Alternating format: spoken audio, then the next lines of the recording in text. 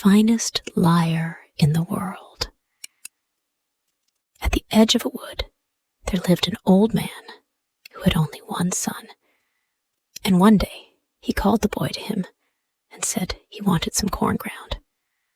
But the youth must be sure never to enter any mill where the miller was beardless. The boy took the corn and set out. And before he had gone very far, he saw a large mill in front of him, with a beardless man standing in the doorway. "Good greeting, beardless one," cried he. "Good greeting, sonny," replied the man. "Could I grind something here?"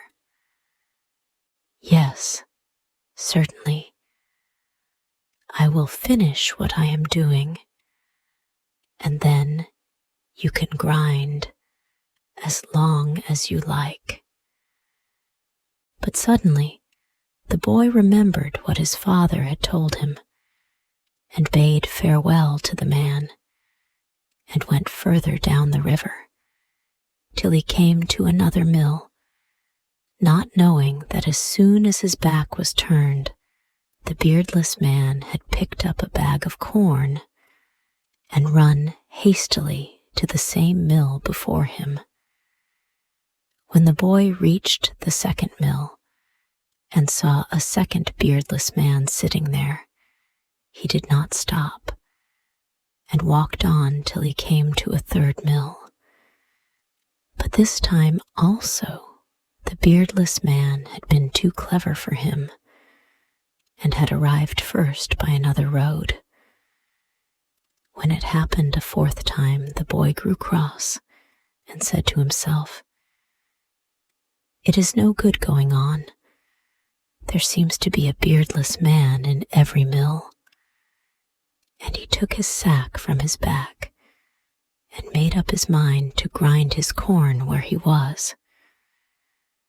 The beardless man finished grinding his own corn, and when he had done, he said to the boy, who was beginning to grind his, "Suppose, sonny, we make a cake of what you have there."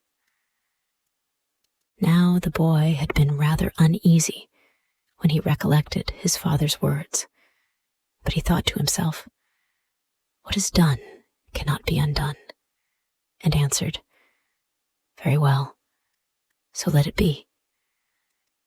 Then the beardless one got up, threw the flour into the tub, and made a hole in the middle, telling the boy to fetch some water from the river in his 2 hands to mix the cake. When the cake was ready for baking, they put it on the fire and covered it with hot ashes till it was cooked through. Then they leaned it up against the wall, for it was too big to go into a cupboard, and the beardless one said to the boy, "Look here, sonny, if we share this cake, we shall neither of us have enough. Let us see who can tell the biggest lie, and the one who lies the best shall have the whole cake." The boy, not knowing what else to do, answered, "All right, you begin." So the beardless one began to lie with all his might, and when he was tired of inventing new lies, the boy said to him, "My good fellow, if that is all you can do, it is not much. Listen to me, and I will tell you a true story. In my youth, when I was an old man, we had a quantity of beehives. Every morning when I got up, I counted them over, and it was quite easy to number the bees, but I never could reckon the hives properly. One day, as I was counting the bees, I discovered that my best bee was missing, and without losing a moment, I saddled a cock and went out to look for him. I traced him as far as the shore, and knew that he had crossed the sea, and that I must follow. When I had reached the other side, I found a man had harnessed my bee to a plow, and with his help was sowing millet seed. "That is my bee," I shouted. "Where did you get him from?" "Brother," replied the man, "if he is yours, take him." And he not only gave me back my bee, but a sack of millet seed into the bargain, because he had made use of my bee. Then I put the bag on my shoulders, took the saddle from the cock, and placed it on the back of the bee, which I mounted, leading the cock by a string, so that he should have a rest. As we were flying home over the sea, one of the strings that held the bag of millet broke in two, and the sack dropped straight into the ocean. It was quite lost, of course, and there was no use thinking about it, and by the time we were safe back again, night had come. I then got down from my bee and let him loose, that he might get his supper, gave the cock some hay, and went to sleep myself. But when I awoke with the sun, what a scene met my eyes! During the night, wolves had come and had eaten my bee, and honey lay ankle-deep in the valley and knee-deep on the hills. Then I began to consider how I could best collect some to take home with me. Now it happened that I had with me a small hatchet, and this I took to the wood, hoping to meet some animal which I could kill, whose skin I might turn into a bag. As I entered the forest, I saw 2 roe deer hopping on one foot, so I slew them with a single blow and made 3 bags from their skins, all of which I filled with honey and placed on the back of the cock. At length, I reached home, where I was told that my father had just been born, and that I must go at once to fetch some holy water to sprinkle him with. As I went, I turned over in my mind if there was no way for me to get back my millet seed, which had dropped into the sea. And when I arrived at the place with the holy water, I saw the seed had fallen on fruitful soil and was growing before my eyes. And more than that, it was even cut by an invisible hand and made into a cake.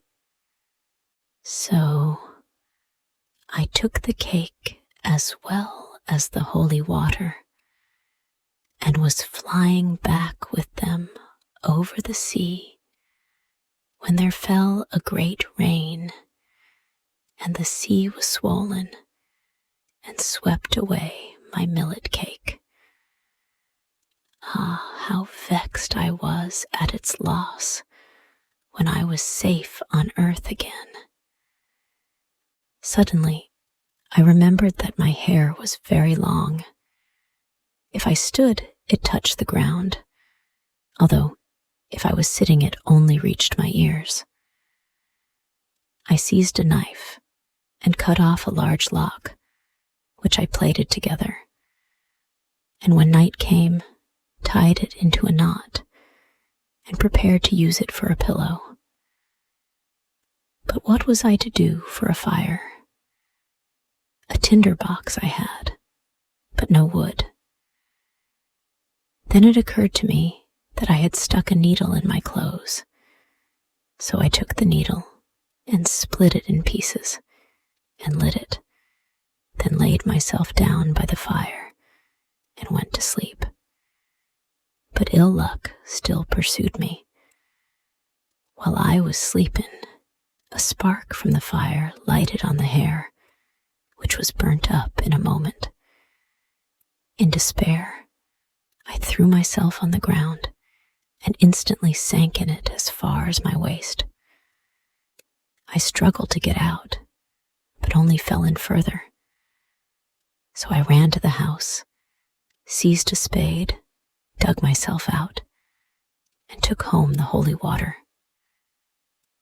On the way, I noticed that the ripe fields were full of reapers, and suddenly the air became so frightfully hot that the men dropped down in a faint. Then I called to them, "Why don't you bring out our mare, which is as tall as 2 days and as broad as half a day, and make a shade for yourselves?" My father heard what I said and jumped quickly on the mare, and the reapers worked with a will in the shadow, while I snatched up a wooden pail to bring them some water to drink. When I got to the well, everything was frozen hard, so in order to draw some water, I had to take off my head and break the ice with it. As I drew near them, carrying the water, the reapers all cried out, "Why, what has become of your head?" I put up my hand and discovered that I really had no head, and that I must have left it in the well. I ran back to look for it, but found that, meanwhile, a fox which was passing by had pulled my head out of the water and was tearing at my brains.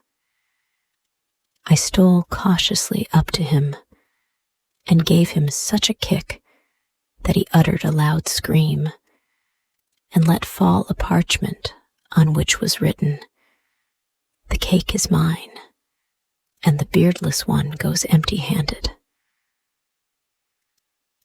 With these words, the boy rose, took the cake, and went home, while the beardless one remained behind to swallow his disappointment.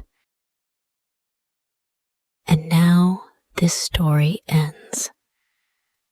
Hey, thank you so much for listening to the whole story.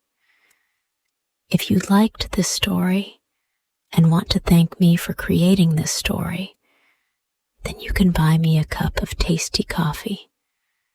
Just join our YouTube channel and be an official member of our family to support us for making even more interesting story videos for you every day. You know, it takes a lot of effort, research, and money to find and buy premium contents, and to writing, creating, editing, organizing, and publishing every single video, which could melt your hearts or could be one of the most interesting stories of all time. So, hit the like button to save this video. And most importantly, subscribe to our YouTube channel to learn English by watching super interesting English stories every day. Thank you.